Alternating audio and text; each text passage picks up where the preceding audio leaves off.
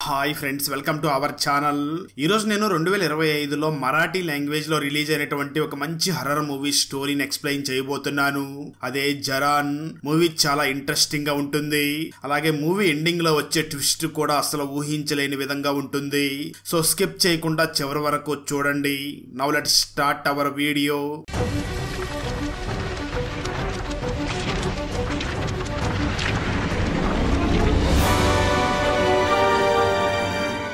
Video start చేసే ముందు మన ఛానల్లో లాస్ట్ వీడియోకి వచ్చిన బెస్ట్ కామెంట్ ఏమిటో చూద్దాం. అండ్ ఈ కామెంట్ నేను పర్సనల్ గా సెలెక్ట్ చేసింది అయితే కాదు. సాఫ్ట్వేర్ ఆటోమేటిక్ గా ఈ వీడియోని లైక్ చేసి కామెంట్ చేసిన బెస్ట్ కామెంట్ ని ర్యాండమ్ గా సెలెక్ట్ చేస్తుంది. So keep commenting. నెక్స్ట్ మీ కామెంటే సెలెక్ట్ అయ్యే ఛాన్స్ ఉంది. And thanks for commenting. Now let's start our video. Open చేస్తే మూవీ స్టార్టింగ్ సీన్ లో ఒక పెద్ద ఇంట్లో మంత్రగత్తి ఏదో చేతబొడి చేస్తూ ఉంటుంది. అక్కడికి 10 సంవత్సరాల వయసున్నటువంటి రాధా వచ్చి అదంతా కూడా చూస్తూ ఉంటుంది. సరిగ్గా అదే సమయంలో రాధా పేరెంట్స్ కూడా అక్కడికి వచ్చి అక్కడ పూజలు చేస్తున్నటువంటి ఆ మంత్రగత్తిని తిడతారు. దాంతో ఆ మంత్రగత్తి వెంటనే బయటకు వచ్చి నన్ను ఈ విధంగా బయటికి పంపించాలని చూస్తున్నారా? ఈ రోజు నుంచి నీ కూతురు రాధా జీవితంలో ఆనందం అనేదే ఉండదు, నరకం అనుభవిస్తుంది అని శపించి తను నవ్వుకుంటూ అక్కడి నుంచి వెళ్లిపోతుంది. కట్ చేస్తే చాలా సంవత్సరాల తర్వాత ఆ రాధాకి పెళ్ళయ్యి ఒక పాప కూడా ఉంటుంది. కానీ తన భర్తను ఎక్కడైతే చూపించరు, కానీ తన ఫోటోను మాత్రమే చూపిస్తూ ఉంటారు. ఆ తర్వాత రాధా తన కూతుర్ని రెడీ చేసి స్కూల్కి పంపించి బాయ్ చెప్పి నవ్వుతూ పక్కింటి వాళ్ళని చూడగా పక్కింట్లో ఉన్న వాళ్ళు మాత్రం ఈ రాధాని చాలా కోపంగా చూస్తూ ఉంటారు. ఆ తర్వాత రాధా వెంటనే ఇంట్లోకి వెళ్లి పని చేసుకుంటూ ఉండగా సడన్ గా తన బాడీలో ఏదో మార్పు జరుగుతూ ఉంటుంది. దాంతో తను వెంటనే తన ఫ్యామిలీ డాక్టర్ దగ్గరికి వెళ్తుంది. ఆ డాక్టర్ రాధాని చూసి, రాధా నీకు డైరీ రాసి అలవాటు ఉంది కదా, దాన్ని ఎప్పుడైనా చదివావా అని అడుగుతాడు. దానికి రాధా, నాకు కొంచెం జ్ఞాపక శక్తి తగ్గుతూ వస్తుంది డాక్టర్, నేను మర్చిపోయాను అంటూ ఉంటుంది. ఆ మాట విన్న డాక్టర్ వెంటనే ఆ రాధాని చూసి, నిన్ను ఇంటికి రమ్మని చెప్పి మీ పుట్టింటి వాళ్ళు ఎప్పటి నుంచో పిలుస్తున్నారని చెప్పావు కదా, నువ్వేమీ భయపడకు అని కొన్ని టాబ్లెట్స్ ఇచ్చి నువ్వు మీ ఊరికి వెళ్ళొచ్చు అని అంటాడు. ఆ తర్వాత రాధా తన ఇంటికి బయలుదేరి వెళుతూ ఉంటుంది. ఇక్కడే ఒక చిన్న ఫ్లాష్ బ్యాక్ ని కూడా చూపించడం జరుగుతుంది.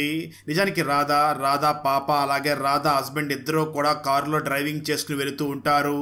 అప్పుడే ఒక యాక్సిడెంట్ జరగడంతో రాధా హస్బెండ్ చనిపోయి ఉంటాడు. స్టోరీ ప్రెజెంట్ కి వస్తుంది. అయితే రాధా మాత్రం తన హస్బెండ్ చనిపోయాడు అని తన కూతురికి చెప్పకుండా మీ ఫాదర్ విదేశాల్లో బిజినెస్ చేస్తున్నాడు అని చెప్తూ వస్తూ ఉంటుంది. అలా రాధా తన కూతురుని తీసుకుని తన సొంత ఊరికి వెళుతూ ఉండగా ఆ సమయంలో కూడా రాధా కూతురు చాలా డల్లుగా ఉండడం చూసినటువంటి రాధా వెంటనే తన హస్బెండ్ కి ఫోన్ చేస్తున్నాను అని చెప్పి ఒక ఫోన్ చేసి మాట్లాడుతూ ఉంటుంది. అలా తన హస్బెండ్ తో మాట్లాడుతున్నట్లుగా నువ్వు కూడా ఒకసారి మాట్లాడు అని తన కూతురికి ఆ ఫోన్ ఇవ్వబోతూ ఉండగా సడన్ గా ఆ ఫోన్ కి ఒక కాల్ వస్తుంది.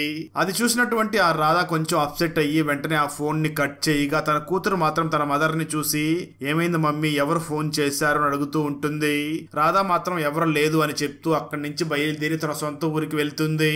ఎందుకంటే నిజానికి మనకు మూవీ స్టార్టింగ్ లో ఒక పాత బిల్డింగ్ లో ఒక పెద్ద మహిళ ఎవరో చేతబొడి చేస్తూ ఉంది కదా, ఆ ఇంటిని రాధా వాళ్ళ ఫాదర్ ఇప్పుడు అమ్మాలి అనుకుంటూ ఆ ఇంటిని అమ్మే ముందు అందరితో కూడా కలిసి ఉండాలి అని అందరినీ కూడా అక్కడికి పిలిపించి ఉంటాడు. దాంతో ఇంట్లో ఉన్న వాళ్ళందరూ కూడా అక్కడికి వచ్చినటువంటి ఆ రాధాని చూసి చాలా నవ్వుతూ ఆహ్వానిస్తూ ఉంటారు. ఆ సమయంలో రాధా కూతురు ఒంటరిగా తన వెనకాలే వెళుతూ ఉంటుంది. అదే సమయంలో రాధా ఫాదర్ అందరినీ చూసి మాట్లాడుతూ, నేను మిగిలిన లైఫ్ అంతా కూడా ఎంజాయ్ చేయాలనుకుంటున్నాను, నేను నా పిల్లలందరి దగ్గరికి వెళ్లి కొన్ని రోజులు ఉండి వస్తూ కాలక్షేపం చెయ్యాలనుకుంటున్నాను రాధా, నేను నీ దగ్గరికి కూడా వచ్చి ఉంటాను అని అంటాడు. ఆ మాట విన్న రాధా ఒక్కసారిగా అప్సెట్ అయ్యి, మీరు నా దగ్గరికి రావాల్సిన అవసరం ఏముంది నానా, నేను ఇప్పుడు ధైర్యంగానే ఉన్నాను అని అంటూ ఉంటుంది. అయితే ఆ మాటలు విన్న రాధా ఫాదర్, నువ్వు ధైర్యంగా లేవని కాదు, నాకు కొంచెం రిలాక్స్ అవుతుందని వస్తున్నాను అని అంటూ ఉంటాడు. దానికి ఆ రాధా కూడా నవ్వుతూ, అలాగే నా నీ ఇష్టం వచ్చినప్పుడు రా అని అంటూ ఉంటుంది. ఆ రోజు రాత్రి నిద్ర పట్టక అందరూ కూడా అక్కడ అంత్యాక్షరి ఆడుతూ ఉంటారు. అలాంటి సమయంలోనే రాధా కూతురు అక్కడ లేదు అని తెలుసుకుని రాధా తన కూతురుని వెతుకుతూ వెళుతుంది. మరి కొంతసేపటి తర్వాత రాధా కూడా అక్కడ లేదు అని రాధా మదర్ కూడా రాధాని వెతుకుతూ మూవీ స్టార్టింగ్ లో ఒక మహిళ ఏ గదిలో అయితే చేతబడి చేస్తూ ఉందో ఆ గదిలోకి వెళ్లి అక్కడ ఉన్న ఒక బొమ్మను తీసుకుని రాధా మాట్లాడుతూ ఉంటుంది. సరిగ్గా అదే సమయంలో రాధా మదర్ అక్కడికి వచ్చి రాధా మీద చెయ్యి వేయడంతో రాధా చాలా కోపంగా మాట్లాడుతూ, నేను చెప్పాను కదా నీ కూతురు జీవితం నాశనం అవుతుంది అని చెప్పి చాలా విచిత్రంగా నవ్వుతూ ఉంటుంది. ఆ సౌండ్ విని కుటుంబంలో ఉన్న వాళ్ళందరూ కూడా ఆ గది దగ్గరికి రావడంతో రాధా మళ్ళీ తనకేమీ తెలియనట్లుగా నార్మల్ అయ్యి అక్కడ ఉన్నటువంటి బొమ్మను తీసుకుని తన రూమ్లోకి వెళ్ళిపోతుంది. అది చూసినటువంటి రాధా మదర్ చాలా భయపడి వెంటనే ఒక దిష్టి తీసే మహిళని తీసుకుని వచ్చి అక్కడ రాధాకి దిష్టి తీయిస్తుంది. ఆ సమయంలో రాధా కూతురు కూడా ఒక బొమ్మను తీసుకుని వచ్చి అక్కడ కూర్చుని నాకు కూడా దిష్టి తీయండి అని అడుగుతూ ఉంటుంది. కానీ ఆ మహిళ మాత్రం నేను నీకు దిష్టి తీయను అని అంటుంది. దాంతో నా కుమార్తెకి నేనే దిష్టి తీస్తాను అని తన కూతుర్ని కూర్చోబెట్టి రాధానే తన కూతురికి దిష్టి తీస్తూ ఉంటుంది. దాంతో అక్కడ ఉన్న వాళ్ళందరూ కూడా ఆ రాధానే చూస్తూ ఉంటారు. కట్ చేస్తే అదే సమయంలో Radha family doctor Radha father కి ఫోన్ చేసి రాధా పరిస్థితి రోజు రోజుకి క్షీణిస్తుంది, మనం తనకి ఖచ్చితంగా ట్రీట్మెంట్ చేయించాలి అంటూ ఉంటాడు.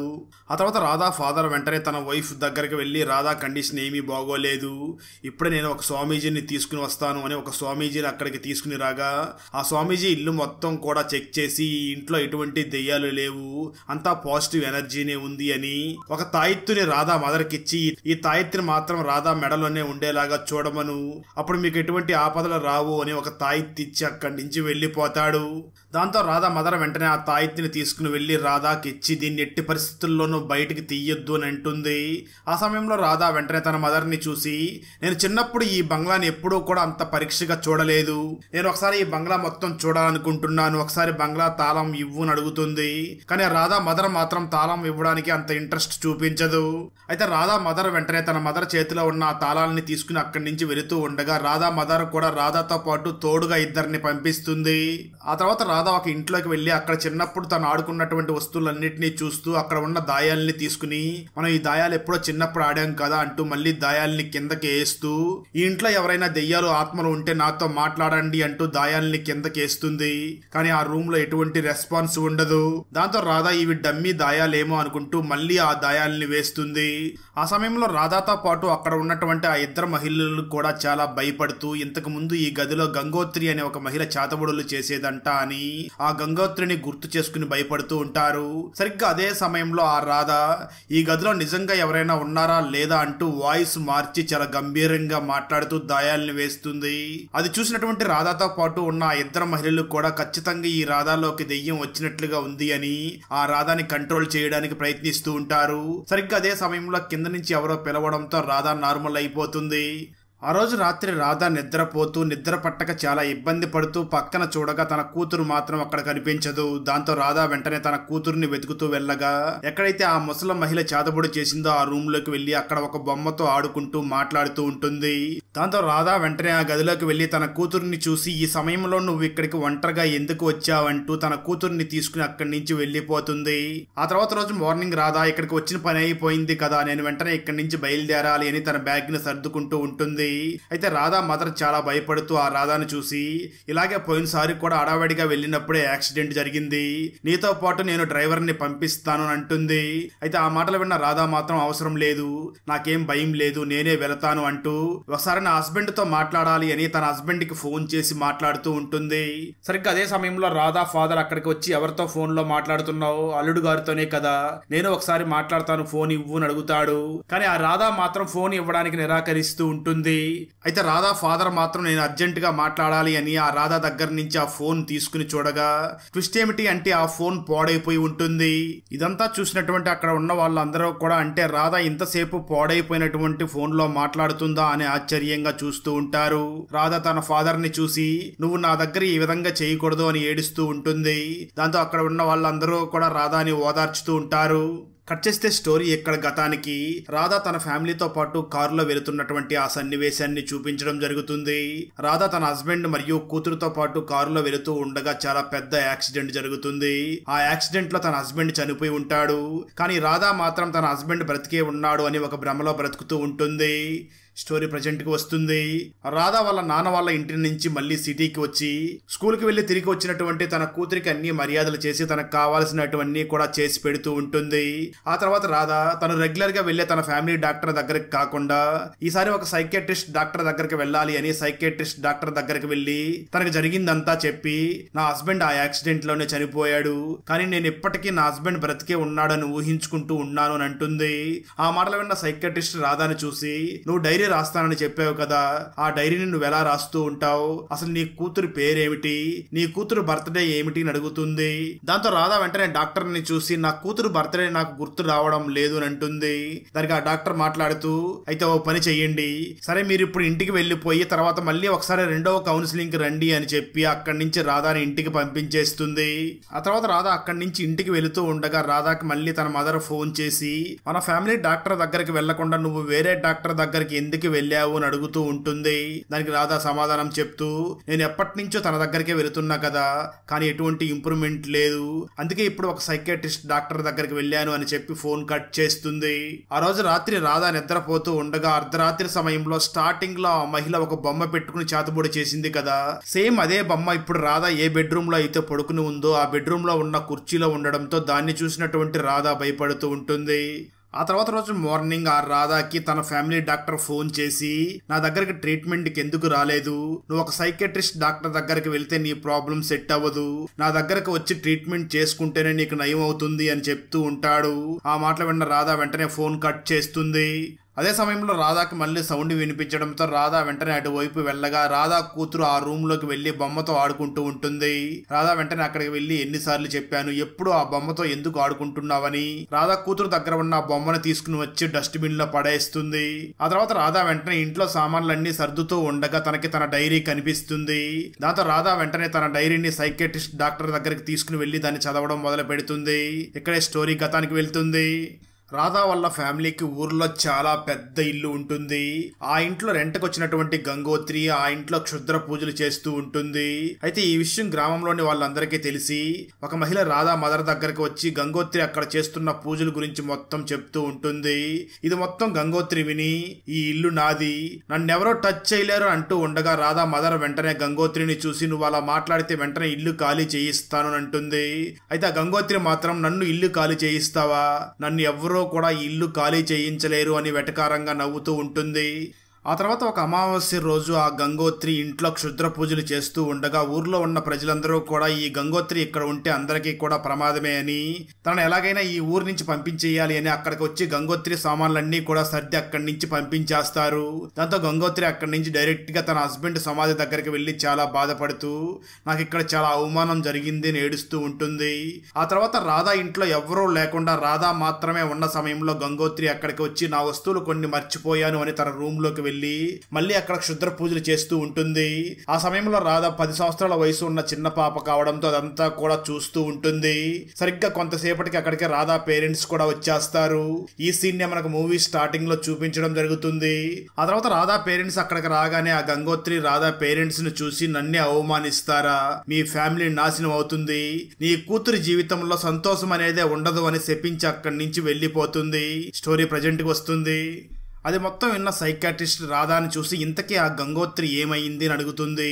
దానికి ఆ రాధా సమాధానం చెప్తూ ఆ తర్వాత కొన్ని సంవత్సరాలకి ఆ గంగోత్రి చెరువులో పడి చనిపోయింది, తను ఏ విధంగా చనిపోయింది అనేది ఎవరికి అంతుపట్టని నిజం అని అంటూ ఉంటుంది.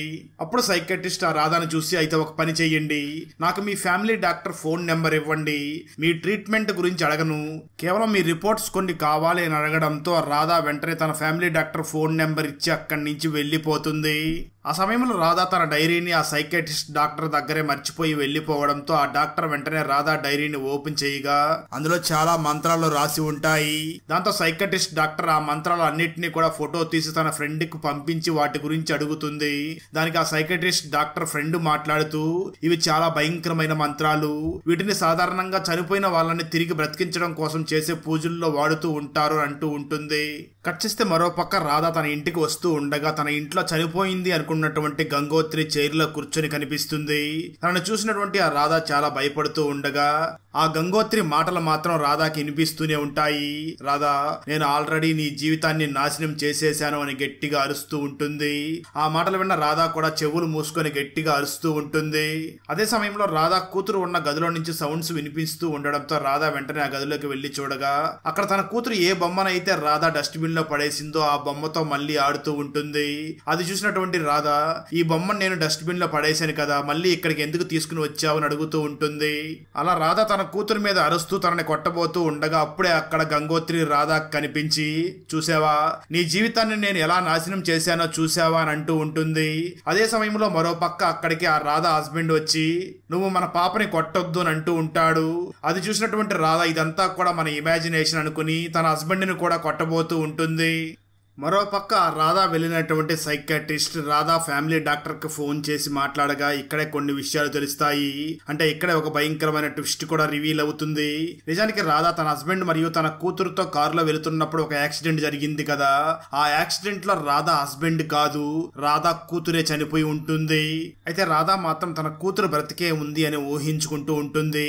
ఎందుకంటే రాధా చిన్న వయసు నుంచి ఒంటరితనం అనుభవించడం, చిన్నతనంలోనే గంగోత్రి శాపం పెట్టి ఉండడంతో ఆ గంగోత్రి చేసిన క్షుద్ర పూజ వల్లనే నా లైఫ్ ఇలా అయ్యింది అని ఎప్పుడూ భయపడుతూ బాధపడుతూ ఉంటుంది అని ఆ Radha family doctor psychiatrist doctor కి వివరిస్తూ ఉంటాడు.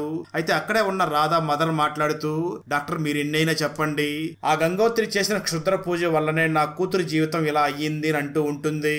అయితే ఆ డాక్టర్ మాత్రం అలా లేదు, సైంటిఫికల్ గా దాన్ని ఏమీ ప్రూవ్ చేయలేం, అసలు ఈ సమయంలో చేతబడులు అంటూ ఏమీ లేవు, అసలు బ్లాక్ మ్యాజిక్ ఉన్నది అని చెప్పడానికి ఎటువంటి ప్రూఫ్స్ లేవు అంటూ కొన్ని కారణాలని కూడా చెప్తూ ఉంటాడు. తనకు జరిగిన యాక్సిడెంట్ లో చనిపోయింది తన భర్త కాదు, తన కూతురు. కానీ తను మాత్రం తన కూతురు ఇంకా బ్రతికే ఉంది అని ఊహించుకుంటుంది. ఇది ఒక సైకలాజికల్ ప్రాబ్లం అని చెప్తూ మరొక భయంకరమైన ట్విస్ట్ ని కూడా రివీల్ చేస్తాడు. ఆ Radha family doctor psychiatrist doctor ని చూసి, నిజానికి ఆ రోజు యాక్సిడెంట్ జరిగిన రోజు, ఆ రోజు తన హస్బెండ్ చనిపోలేదు, తన భర్తకి ఏమీ కాలేదు, తను బ్రతికే ఉన్నాడు. అదే విధంగా రాధాకి అసలు పిల్లలే పుట్టలేదు. ఆ యాక్సిడెంట్ జరిగిన సమయంలో రాధా అప్పుడు 3 నెలల ప్రెగ్నెంట్ గా ఉంది. ఆ యాక్సిడెంట్ లో రాధాకి ప్రెగ్నెన్సీ పోయి అబార్షన్ అయ్యింది. దాంతో ఆ రాధా చాలా మెంటల్ గా డిస్టర్బ్ అయి ఉంది. అదే సమయంలో తన భర్త విదేశాలకి బిజినెస్ కోసం వెళ్లిపోయాడు. సరిగ్గా అదే సమయంలో మన దేశంలో కోవిడ్ కూడా బాగా విజృంభించడంతో తన ఇంటిగా పరిమితం అయ్యి ఒంటరితనాన్ని అనుభవిస్తూ తన పక్కింట్లో ఉన్న చిన్న పాపని తన కూతురే అని ఊహించుకుంటూ ఉంటుంది.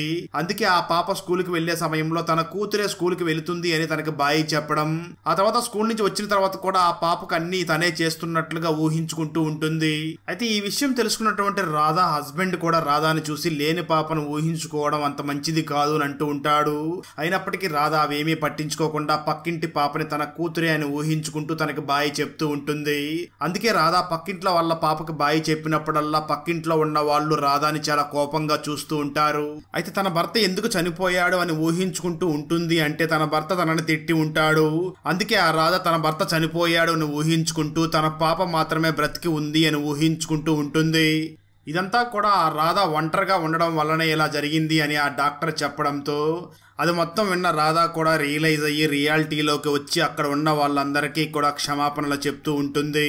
అది చూసినటువంటి సైకాట్రిస్ట్ ఆ రాధాని చూసి, నువ్వెవరిని క్షమించమని అడగవలసిన అవసరం లేదు, నువ్వు సంతోషంగా ఉంటే అదే చాలు అంటూ ఉంటుంది. ఆ తర్వాత రాధా దంపతులు ఇద్దరూ కూడా ఇంట్లో ఒక యాగం చేస్తూ ఉంటారు.